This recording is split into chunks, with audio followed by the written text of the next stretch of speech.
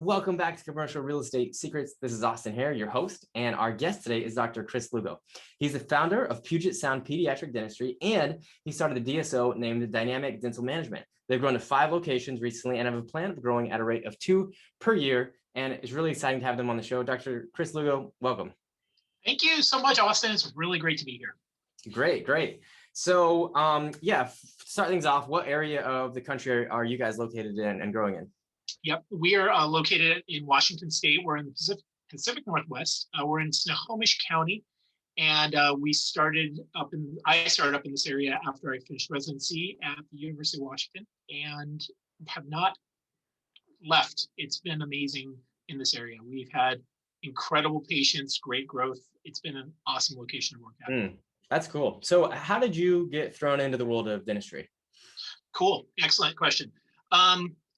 I often say I lost a bet. And the reason why I say that is because realistically, most people, when you become a dentist, a lot of people don't like you. They immediately say, I hate the dentist. And you're like, you didn't know me. So it's just right there, right in their face. You can see it initially, like, ugh. So a lot of times I say just work construction. It's way easier.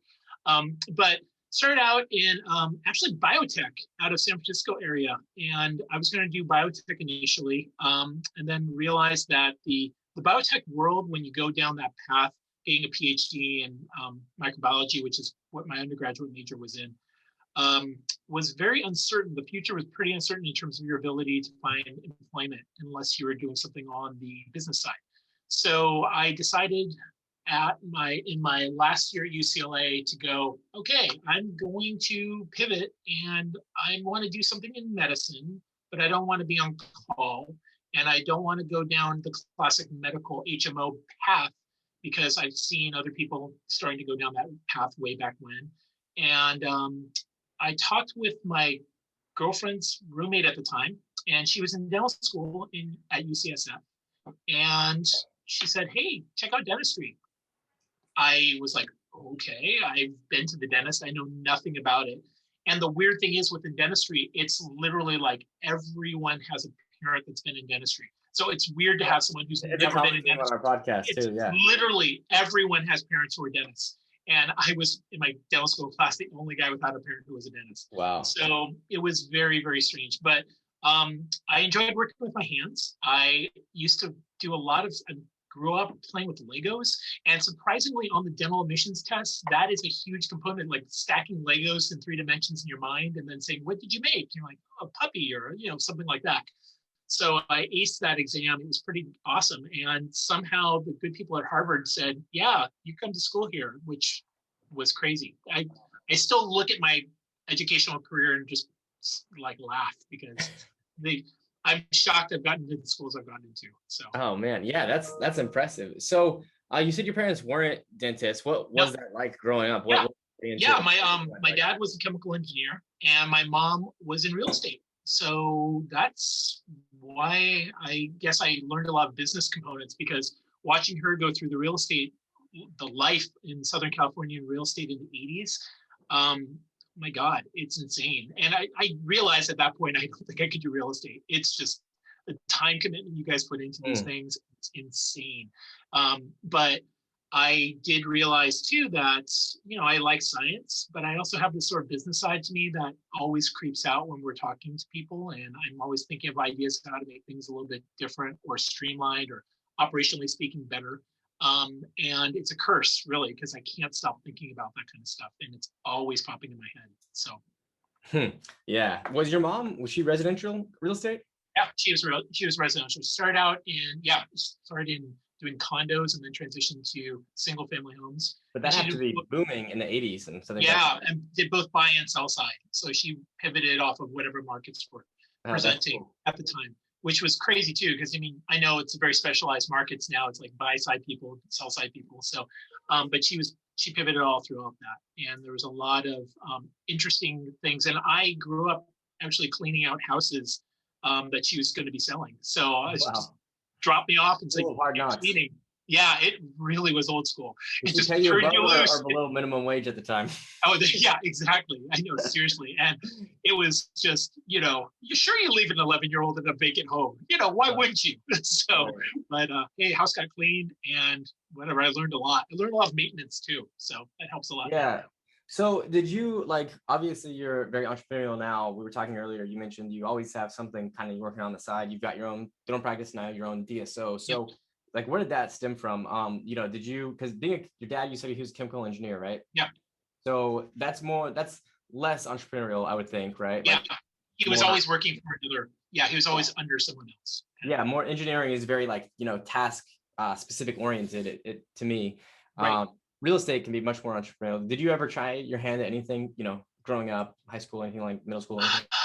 No, I mean, I was always working. I started really young as in a paper route at age 10. So, I mean, I've always been trying to hustle and make a buck. Mhm.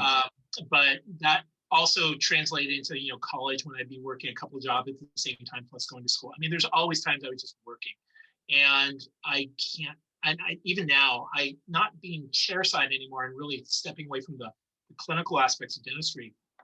It's hard for my brain to turn that off and say, I'm not really doing work, even though I'm constantly doing things in the office. The mindset is just growth and production and other things like that. And it's weird to not be doing that anymore. So, but growing up, I've always had sort of an affinity towards pushing towards trying to make a buck. And it worked out that plus a extreme amount of Catholic guilt has created this nice scenario where I try to do it without screwing anyone over and really, really aggressively try to protect the practice that I'm in and give us something that a lot of the larger DSO groups can't provide because it's really, really heavily numbers driven, which I get. I mean, you have to make money, but I'm trying to also make money in the sense that I can also protect the profession of pediatric dentistry and my doctors that work with me, because that's where the support comes in. The classic DSO is you're supporting the doctors. And I know that there are some great DSOs out there, but I also know there's some other ones that aren't so great. And we want to be one of the great ones. Yeah, and I want to dive into that more, but first, there's a lot of talk about inequality and disparity of income and CEOs versus employees, all these types of things right now. What, like, you've done well, you own several practices, like most people from the outside looking in would aspire to be like that. What practices or habits do you think that you acquired early on that helped you get above and out of the rat race earlier? Sure. Yeah. And that's awesome because literally my running joke to every one of the doctors is I make hundreds of dollars a year to do this job. It feels like that because you're literally working all the time. And you're always reinvesting it. Yeah, constantly. And when you look at bank accounts, and I always say, I wish I was my own associate because my associates are killing it. They're doing so well. And I'm just like, I have no hair. I'm completely bald. And I'm like the blood pressure meds and everything else you have to be on to be able to run these businesses is crazy. But I initially starting out, I did see that, looking at all my medical colleagues and their models and knowing that the HMOs were starting to take over back in, they've been doing it since the 70s, but really noticing that a lot of my friends are now going out and getting jobs. They're not going to set up their own private practice. I realized that dentistry is going that way and it's just going to be a matter of time. And my own two hands can only do so much work. So initially starting out, I really did try to focus on one thing, and that was educating myself and running a business. And one of the best dental economics articles I've ever read was this woman who said, hey, when you're starting out, you have nothing but time to read a bunch of business books, try to get yourself educated in how to read a balance sheet, learn financial planning. I mean, the things that you really do need to have core concepts with to run a really successful business. If you can't do that stuff, you're screwed. I mean, you are literally you're setting yourself up to be taken over by someone who has done a lot of that background work. And most basic business school education will get you to that point. So, I mean, I can understand why the market is now consolidating and you're starting to see a lot of people take over the dental industry because dentists are not great business people. They really are not.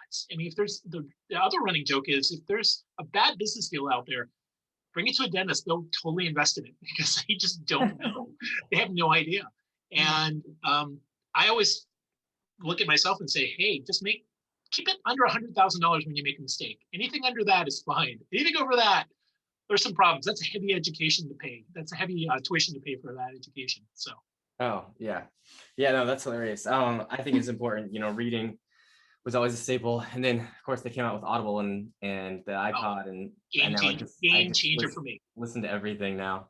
Yeah, me too. I've got your podcast. I've got all these podcasts going. I've got every business book that just comes out. I just pop it right on my Audible and I listen to it a little bit faster, which drives my wife insane. She thinks I'm insane because I listen to it 1.5 times the speed and she thinks you're like a serial killer, but it's just, you have it playing in the background. Yeah.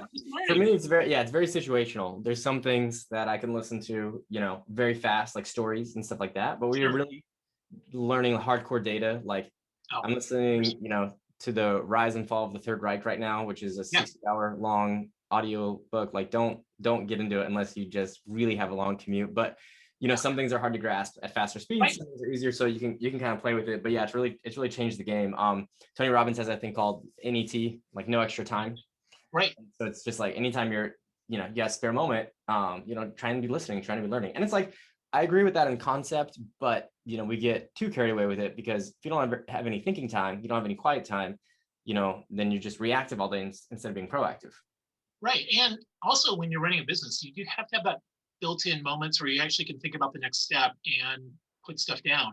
That's another thing that I try to do typically at least twice a week. I'll schedule someone like an hour in my schedule where I can just sit and just think about stuff like that's currently going on or planning out maybe the next 6 months to 2 years and just put it down. It doesn't mean it's perfect, but it's something that I'm thinking about and I want to get it out there so that I can make sure that I can go back on it and see, okay, did we execute on our plans as we're thinking about them? So 100% agree. You do need some, and I always thought that, CEOs just sitting in an office thinking was garbage, but when you start getting to the point and you have a lot of things going on, you need some thinking time. A lot of it's done driving. On some like really crazy days, I'll be completely quiet in the car just thinking about stuff.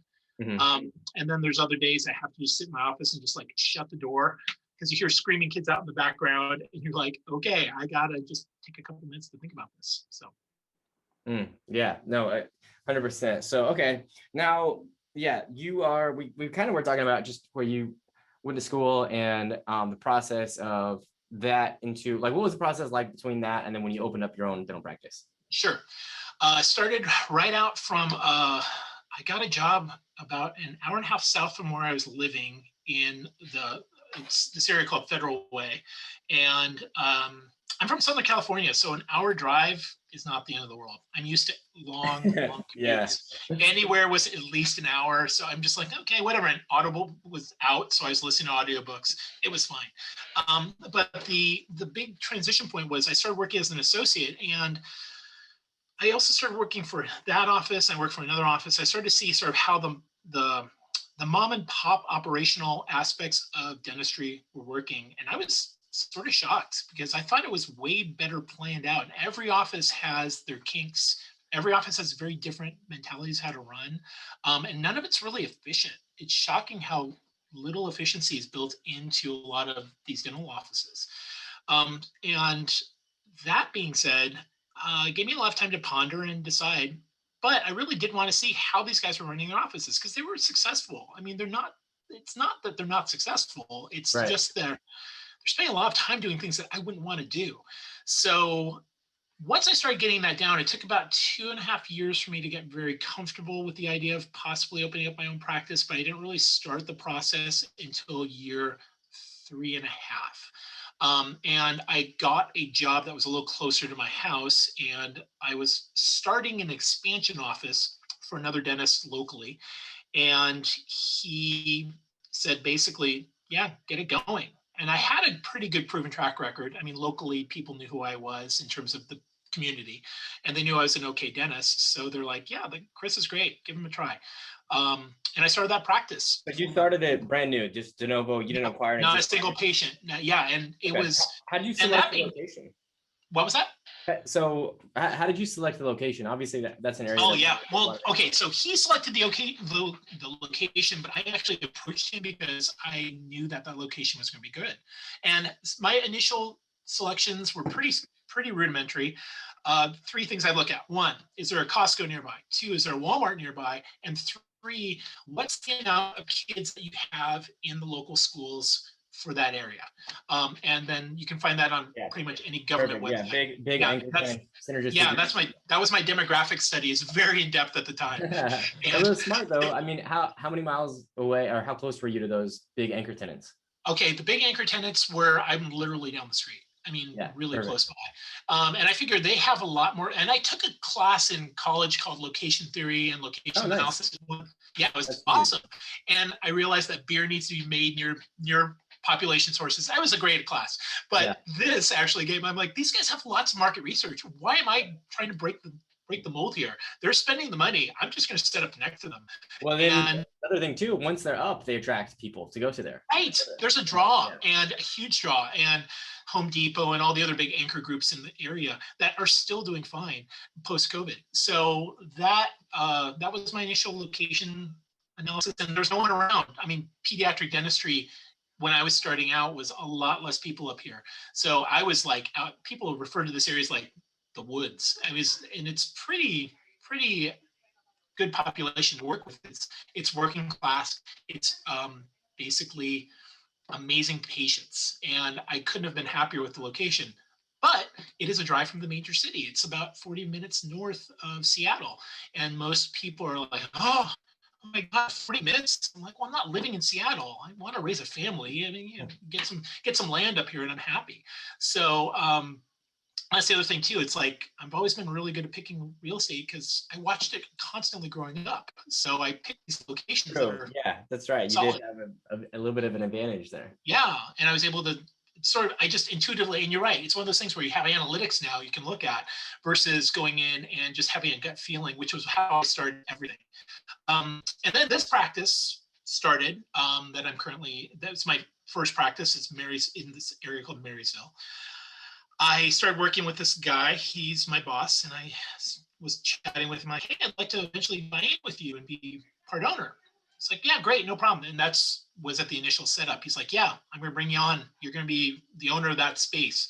I'll let you buy in once you get going. So I'm like, okay, I realize there's sweat equity in this, but whatever, I'm new. I need to get something. And banks are not really cool at lending money to people who have no jobs. So that was where I started with. But at the end of our first year, which was our contract, I came back to him and said, hey, we remember we talked about ownership. He's like, yeah. I'm not going to do that. I'm like, okay. And he goes, yeah, I'm never going to sell it. I'm like, okay, great, perfect. So in dentistry, we have something called non-competes, which is an area you can't work outside of. I know that's in a lot of fields, but dentistry, it's usually a geographic location, typically around 7 to 9 miles in Washington State. I was like, okay, cool. Well, I'm screwed. So I have no options now. I'm going to keep working for this guy as a slave, or I'm going to just do it. I'm going to set my own practice. So I got 2 credit cards. I approached an orthodontist that was outside my non-compete. I said, hey, you have no one here on Fridays? Could I sublet out of you on Fridays? I swiped my credit card, maxed them both out, and loaded up my car with dental equipment and hired on people who weren't working on Fridays because no dentists in the area work on Fridays. And I said, okay, you guys want more hours? I literally strung laptops. We used cell phones. That was my first office. One A-frame sign that was out front that said, I'm a pediatric dentist. I'm open for business. Wow. And that took off into my second practice, but subsequently was my first because my boss found out I was doing that. I was like, okay, he's going to fire me. So that one day of practice is going to start turning into something else. And he said, no, I can't run both by myself. I'm going to sell it to you, the whole practice and the real estate. Wow. So within about 2-month period of time, I now have 2 practices and I own real estate and I'm working 5 days a week. and I don't know what I'm doing yet because I'm still trying to figure it all out. And literally going, okay, guys. And my staff that was transitioned over to me, they're like, are you sure you can do this? I'm like, I don't know. And literally, I remember like payrolls were coming up. I'm like, okay, where can I get money for this payroll? I'm like, I'm getting to the point where I'm thinking, okay, I'm gonna have to take a side gig. I'm gonna have to start waiting tables in the evening to try and get this money in, kind of thing. So, but Well, what happened? luckily, Like, the how were you able to deposits do worked payroll? out. Wow. Yeah, deposits would come on Friday. I set up payroll for that, the payroll to be taken out right after our weekly deposits come in from the insurance companies. And it literally would change, it would swoop right through. It would flush. In some cases go negative that day and then go positive by the next. So I was paying transaction fee I mean, problems. payroll, cash flow issues are the number one reasons why businesses go out. Like, Huge. And that concept of cash flow was completely foreign to me at you're the showing time. a profit on paper because it's like, oh yeah, well, Oh yeah. we had Everyone's like, oh, you're making money. I'm like, yeah. I could barely keep up with payroll. You know, it took a long time for me to get that concept down of going, okay, payroll plus expenses, plus trying to find a net 30 of pay and negotiate that longer for some of my vendors. I mean, it took a lot for me to figure out how to do all that stuff. And no one was doing it. I was the only guy I knew that owned multiple practices. Wow. So, yeah. And Wow. So that was the second one? that was the second. Third was, okay, so there are two practices. They're right outside of each other's non-compete zones, quote unquote. So we're about 20 miles apart. And right in between, I got an email from one of my referring dentists, an orthodontist. And it was about 4 years later. And he goes, hey, I'm going to bring in a pediatric dentist. So do you want to join me? I'm like, well, no, I don't. I got my own thing going. Thanks. I'll keep referring you patients. He goes, okay, still have this email up today. Just sit there and stare at it. I'm going to take you out. So he just right in my face, right there, is like, I'm going to take you out. I'm going to take over all your patients. I'm going to set up. I'm coming for you. Like in an email. I'm a pretty nice guy. It's like, I don't want to start cursing, but I'm ready to at this point. I'm ready to start throwing F-bombs left and right. And that that got me into my third location because I set up as a defensive play out of right next to his office. So I set up my third location. Once I heard that was coming, I go, okay, we got to territorially protect ourselves. I set up right literally a block and a half away. And once again, swiped credit cards and just set it up. I took a location that was sitting vacant for it was sitting vacant for almost 3 years, and it was the 1980s looking dental practice. And this was in 2000. Are all these places retail, or one of them you said was a condo that you bought, right? Yeah, the condo bought was the transition piece over. One of them is in a medical dental building, and that was my first quote unquote practice. Eventually ended up there.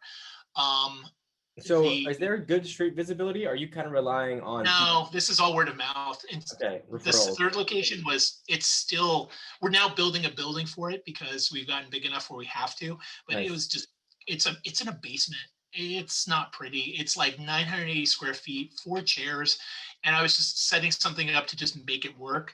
I thought I'd be there for 3 years. We're rolling on 7 now, and we're just crushing it because it's one of our best producers because it's so cheap to run, but it's also so small. And the staff that works there, they're just troopers. They put up with. What happened to the guy, the competitor? Oh, he hasn't expanded. He stopped being able to expand. The guy has gone through multiple doctors, can't keep anyone. So they're not really. Sounds like you might have a little bit of an aggressive type attitude. Yeah, well, exactly. If you're going to be a jerk about it, then I'm pretty sure that's going to get out. So, which was good. We keep adding associates and doctors coming into our group because we try to take care of them. And that's not always the case. Doing demographic studies to find out like 1,000 patients per dentist or anything like that? So so internally our numbers are typically if we have 850 patients or 850 families in a location, we can now move into that location. And so that's as we grow and expand. Oh, families, okay. Yeah, so that's our start point. And then we look at the overall total data of the area, but that's our usually start point. So I can rationalize to the bank and we can get projections together for them.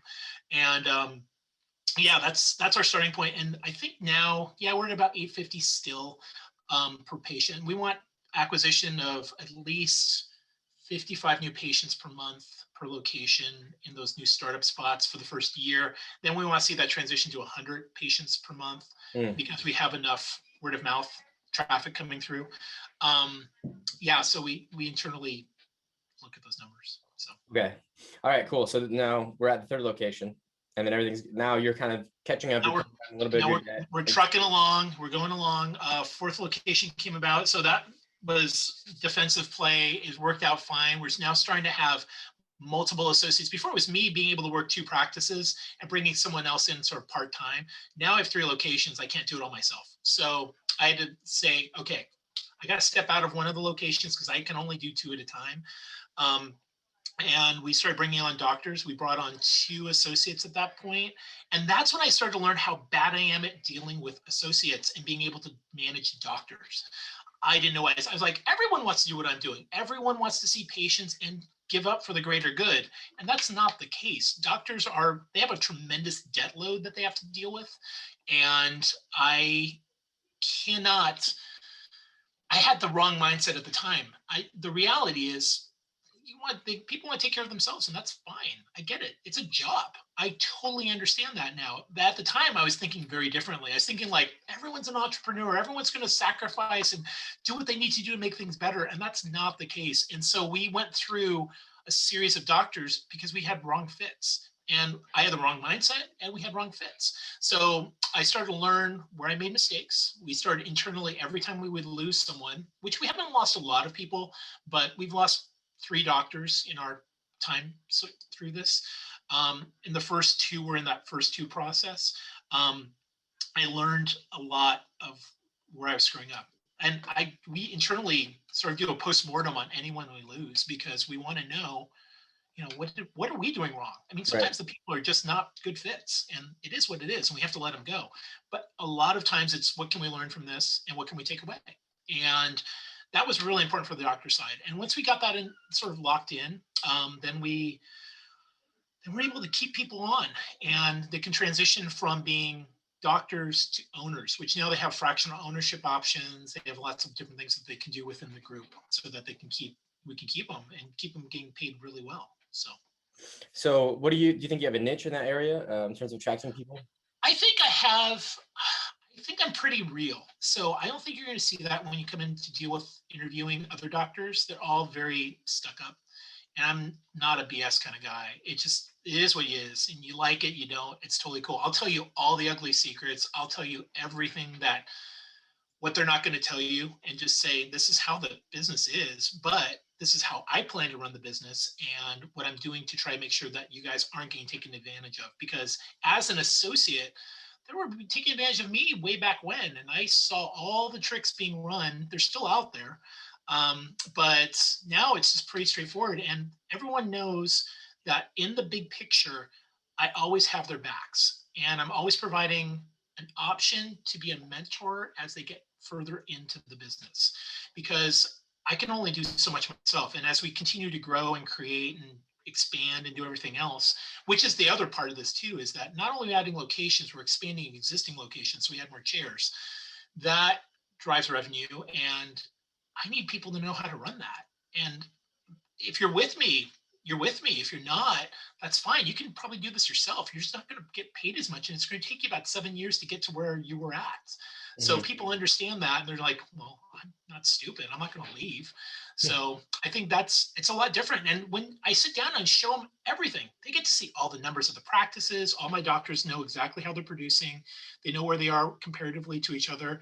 And we're pretty open about it. And they also know how much I make. And I make significantly less than they do because I'm rolling everything back into the practice. Yeah. So it's one of those things that I know I'll get paid at some point, but right now I'm just you're building your equity right now, just not your cash flow. Exactly. And so my kids are fine. So. And what's the story with the 4th and 5th ones? Okay, 4th. There's a big transition from our current location, which is in Marysville North. I saw that happening on our patients recall list. So we decided to bring the practice to them, and we expanded north a little bit more. The 5th location came on this year, and actually it was just a really good deal. Someone was just trying to get rid of a practice. It's a total hot mess, but it's a great option. It was our first acquisition. So I'm learning a lot from this first acquisition. I've done everything de novo before, which is starting from scratch. There's a lot more control you can put into that, and we have a lot better systems for that. This acquisition has really created an awesome black box of things we are totally learning right now, and we don't have answers for. We're constantly trying to figure out. So, like, what do you do with a staff member that's been there for 30 years that literally doesn't want to change the day she works because it doesn't work for her? So I'm like, okay. I mean, I love it. And that person is running that initial practice. So it's one of those things where you look at it and go, okay, there's a lot to learn here. We're going to make some big mistakes, but we didn't spend a lot on it. So we can make, it's a good education. And then, was this one of the ones that you purchased the real estate for, or no? Was that the next one? No, this wasn't a purchase real estate. The fourth location was an option to purchase, but then we found out that the location was flooding. So we had to put down all this barrier underneath our fourth location practice. All this water was coming up through the floor, and all the flooring was coming up after we did a big tenant improvement of it.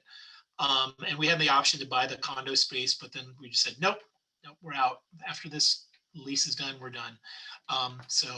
But we're always on the next project kind of thing, and we're always looking at real estate for that.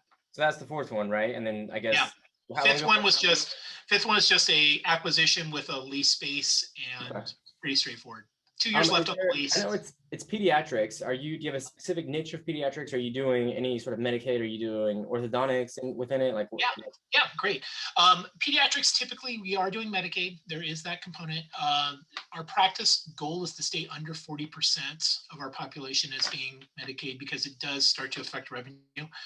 We're at 32% globally. One of our practices is a little bit higher number than 40, but we globally are around 32% right now, which is great because it's a really good population to work with.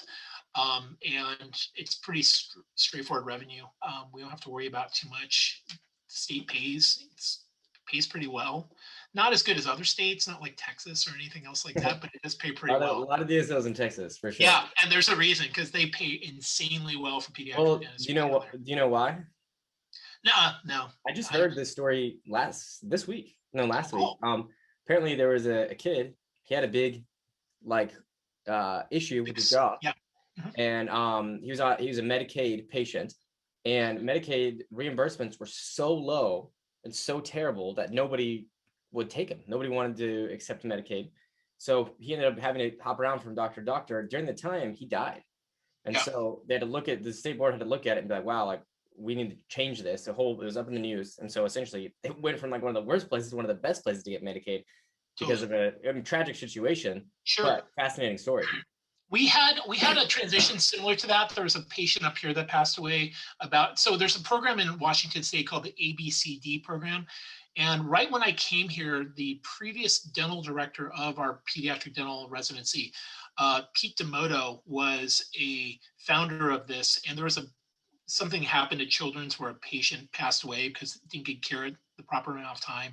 And they got a huge bump, but it's still, Medicaid is typically about a third of what you may find in private practice, in private insurance reimbursement, which is fine. Kids are a volume business. We see lots of kids. There's not a lot of stuff that we have to necessarily do, and kids are great. They sit down. If they're there, they're there. It really does come down to doctors' ability to provide care within the amount of time that we're given, and that is a challenge across the board. I'm really fast at seeing kids because I talk fast, I work fast, I can't sit still. Some of our providers are not as fast as me, and I'm okay with that because the care is still being given at a really great rate. For some reason, I was able to see these kids and see 70 to 80 kids in a day and still provide very comparable care to someone who's doing it 30 to 40 patients a day. Some people would argue I didn't, but parents were happy. And really, when it comes down to it, that's majority. You want the kids nice and healthy, and the parents are happy. And that is literally all I would try to do. And on top of all that, parents didn't feel like they're getting screwed. I would never propose these crazy treatment plans. I was pretty conservative. And I really drive that in my practice still, that I will look at treatment plans of my new doctors and say, are you just doing this to drive up revenue? I like the idea of that, but it's not going to work. This parent's going to sniff it out and know that you're not providing great care.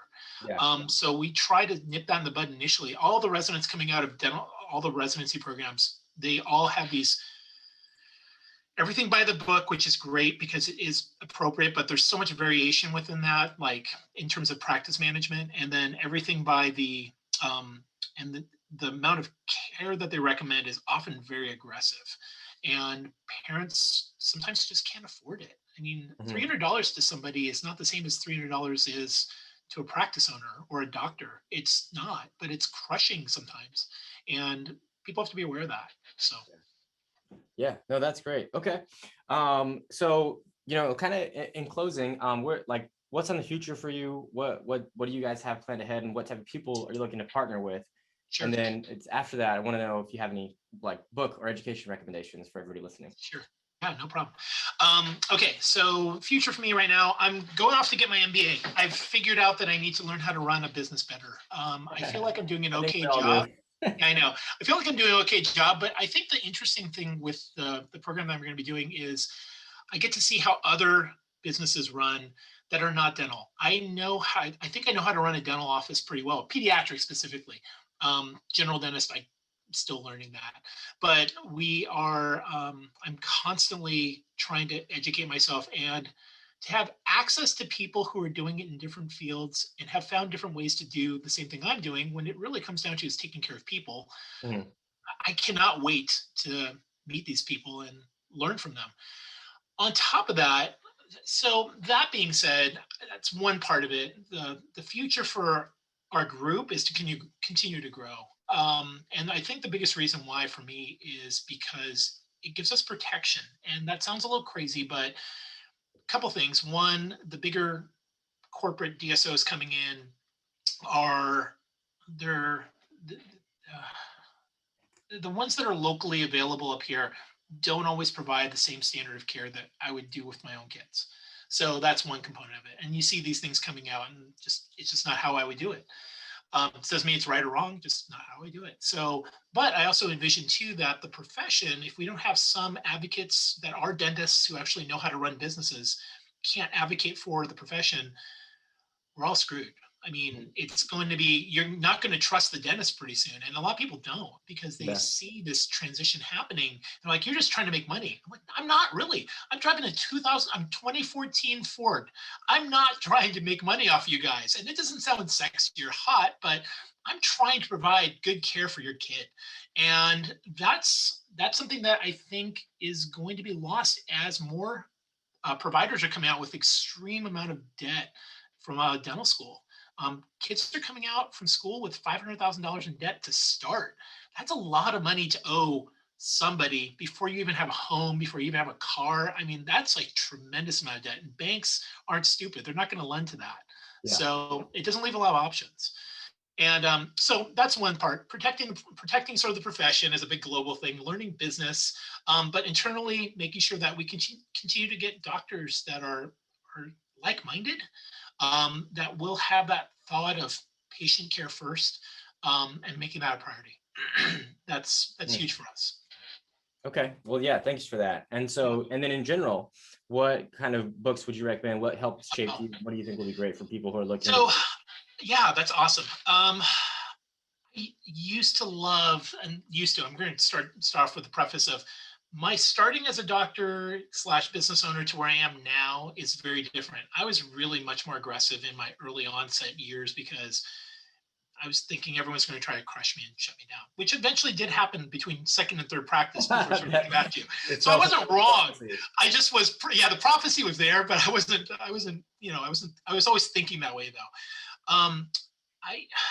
I used to love, God, I have to look at it real quick. I'm sorry, I'm totally blanking now. Of course this would be the case. So I used to love, gosh, the head of GE. What's his name? Oh, Jack Welch? Yes, Jack Welch. Thank you.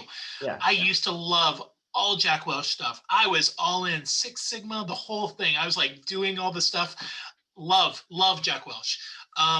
Because I trained in Boston. I just loved his accent. He's just old school. He's just right in your face. And he did not care what he said. And he pivoted GE and pulled them out of the mess they were in.